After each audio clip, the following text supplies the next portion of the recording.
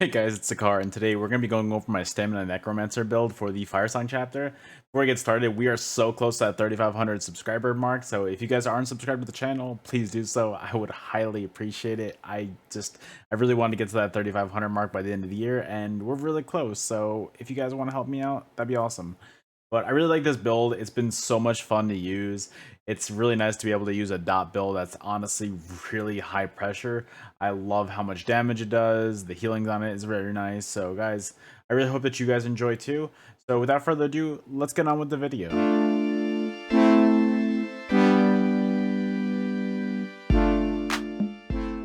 Alright guys, let's get started. First things first, we're going to look at our character sheet. We definitely want to be an Imperial on our StamNecro. If we're not Imperial, we're going to kind of have some sustain issues, so definitely go with that. Probably the other best class that you can go with if you don't have Imperial will be Khajiit, because they have a few lines of recovery on both Magic and Stam. So I think that would be a great way to go if you can't go Imperial, but personally, I think that this is the best way to go for your overall sustain. Our attributes are going to give us 64 points into stamina. That way we have a nice stam pool of 26,700. So I love that so much. That is so much stam. I really like that. And then our max health is also up to 31,000. So I really like that as well. Our recovery is a little on the low side that when we're not buffed up. When we are buffed up though, we're at about like 1200-ish, and I really like that, especially that's without a potion either. So I'm still comfortable on that. Just if you're not, just heavy attack a little bit, and if you're really not comfortable with it, just throw in a recovery glyph on your jewelry. I don't use them, but personally it could be tough to sustain for some people. I think that this is fine though, personally. Our Mundus is going to be the Warrior to increase our weapon damage. Or, you know, if you want to even not use the Warrior Mundus, you could use the recovery one. That way you can get your stem recovery up a little bit too.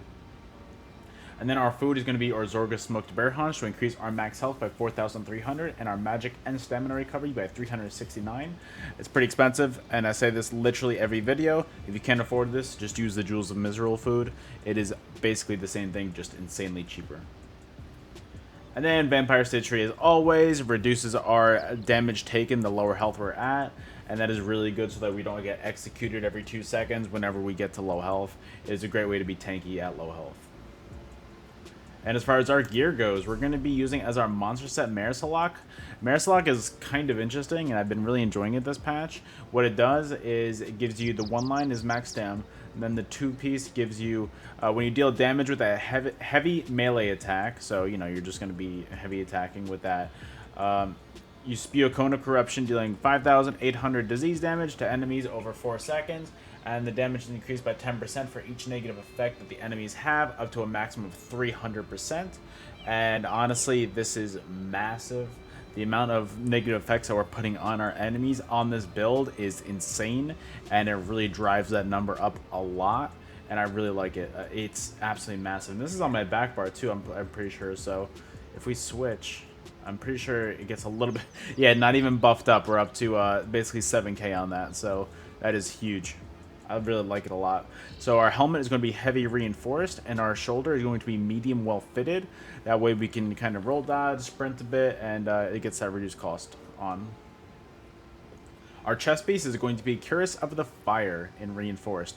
What fire does is it gives you a line of weapon and spell damage, line of max stam, crit chance, and then when you deal damage with a weapon, you deal an additional 2,489 flame damage, and then that can occur once every 2 seconds, which is it's great for your uptime. It's so much extra damage that you put out on people, and fire is procced every time your rending goes off. So we're going to be using Masters Perfected Maces for that. I know we're getting a little ahead of ourselves, but between the Masters Maces rending and then the fire proccing every 2 seconds, because that bleed does proc fire, you are getting so much extra damage on your enemies, and I love it so much. So I really like the way that this has been going for me. I think that the amount of extra damage on this is very, very, very clear, and I really enjoy it. Our belt is going to be a medium trainee one in Impen, and then our hands are going to be medium trainee in Impen as well.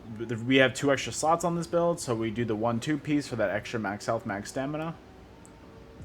And then our last 2 body pieces are going to be heavy legs of the fire and reinforced. and heavy, well-fitted Sabatons of the Fire. We have to put an extra heavy piece on this, so we're using it right here. Honestly, I don't really feel like we're putting too much heavy on this build. The damage is really nice, so it's kind of good to get that tankiness up too, so I really like it.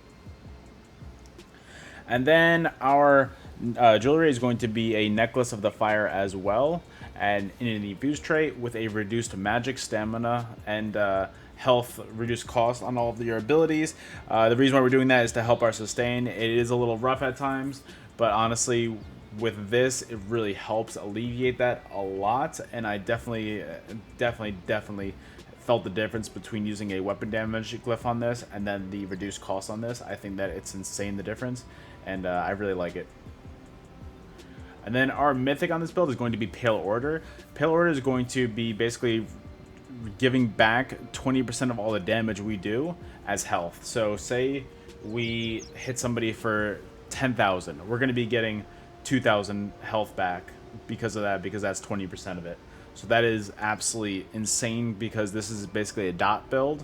So putting so many dots on your enemies, no matter if they're hitting for a little bit, every little bit helps so much with your returned health. So personally, I really like Pale Order on this. If you don't like Pale Order, honestly, probably use something along the lines of, if you want to use a mythic, either use one of two things. I would say either Death Dealer's Fate or the Torque Mythic, which is the necklace one, which helps your recovery as well. And then also Infused Trait Weapon Damage. And then our other ring is going to be Infused Ring of the Fire with a weapon damage enchantment on it as well. And then we're talking about the Master's Perfected Maces. We want to do maces to get our pen up. Our main hand is going to be Nirnhund with a poison damage enchantment on it. Please do not forget that. And then our offhand is going to be charged with a physical damage on it. And then our back bar is going to be a Badishron's Perfected Ice Staff in defending with a weapon and spell damage enchantment on it. This is the best way to get our resistance up as high as possible on our back bar. I really like it. And Badishron is going to put a lot of status effects on your enemies. I think it puts 3 on it in total. So it's going to put a little beam between you and your enemies as well, which does extra damage, extra healing for Pale Order. And then also it puts 3 status effects on them at all times. So that's going to put more damage on your Marisalak when you get those heavy attacks off too. And then finally onto our skills. As our main spammable, we're going to be using Rending Slashes. This is going to put a bleed on your enemy, and the initial damage does a lot too. So this is going to be a great way to proc your...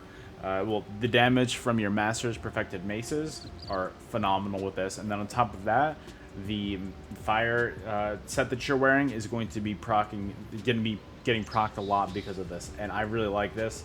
It is a great way to just do so much damage over time. So if you start a fight off with this, you're just doing so much damage. I love it.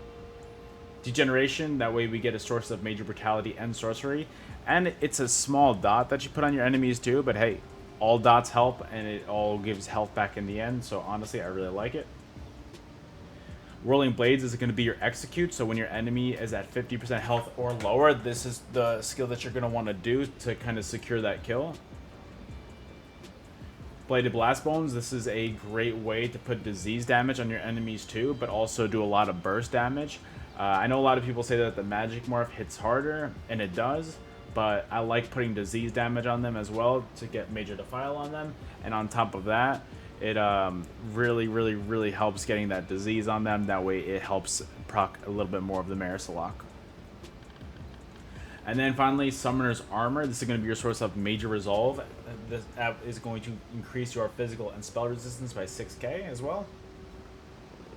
And then our ultimate is going to be Dawnbreaker. This is going to be basically the ability that's going to line up your burst when you are fully having them dotted up. This is going to kind of secure your kill a lot after you hit this and then your spin, and it's really going to kind of, you know, finish those kills off a lot, and I really like it. And then finally our back bar is going to be Spirit Guardian. It's not the best heal by any means, but that 10% damage reduction that you get from this is honestly massive and helps so much. And then also having this active is going to help your recovery a lot as well. So please, please, please keep this active at all times, please. Race Against Time, this is going to be your source of major expedition and minor force. This is going to increase your movement speed by 30% and your critical damage by 10%. And on top of that, it's going to be your snare removal and immobilization. So this is going to, you know, get you out of all snares and keep you immune to them for 4 seconds. Resolving Vigor, this is going to be your main heal over time. It's a 5-second heal, and on top of that, it's also going to give you minor resolve, increasing your physical and spell resistance by 3k. And then Resistant Flesh is going to be your burst heal. This is when your Resolving Vigor ticks and your Spirit Guardian ticks, and then all your Pale Order ticks are kind of getting you to low health. This is what you're going to want to do. That way you can get right back to full health. This is your burst heal. Only use this when you really need to. It uses a lot of magic, so kind of don't spam this. Then Ellie's Susceptibility. This is going to be what procs your Vatashron staff. So it's going to put Major Breach on your enemy, reducing their physical and spell resistance by 6k. And then every 6 seconds while this ability persists, the enemy is afflicted with the Burning, Chilled, and Concussion status effects. So that's 3 extra status effects on your enemy, which is going to also put 30% more damage on your Marisalak, which is... all of this adds up to one beautiful bit of damage, and I love it so much. And then Temporal Guard is going to be our back bar, giving us minor protection. That way, we're kind of a lot more tanky on our back bar. And then finally, our champion points are going to be Force of Nature, so increases your offensive penetration by 660 for every status effect your target has, which, as you can see on this build, it's a lot. So your pen gets very high up there too. Ironclad, Master at Arms, and Focus Mending. Our red slot abilities are Celerity, Survival Instincts, Sustained by Suffering, and Pain's Refuge. And then our green tree, the only things that we really care about, as always, are Breakfall, Rationer, and Liquid Efficiency. Alright guys, that is the entire build. I hope you guys enjoyed. Sorry if I was stuttering over my words a lot this build. I was kind of just really wanting to get this all in one take. It's been a long day so far, so I kind of want to get this out and get this going before the you know, the Christmas break. We're taking a few days off from Twitch, so I kind of wanted to put a little bit of a YouTube video out there. So we are so close to that 3,500 mark. We are about 20 away. So I really wanted to get there by the end of the year. So if anybody who was not subscribed to the channel has made it to the end of this video, please, it's one click. It helps me out so much, and the support is so amazing, and I appreciate every single person. So guys, that's the build. Thank you guys so much for being here. Have a great rest of your day, and I'll see you guys on the next video. Later.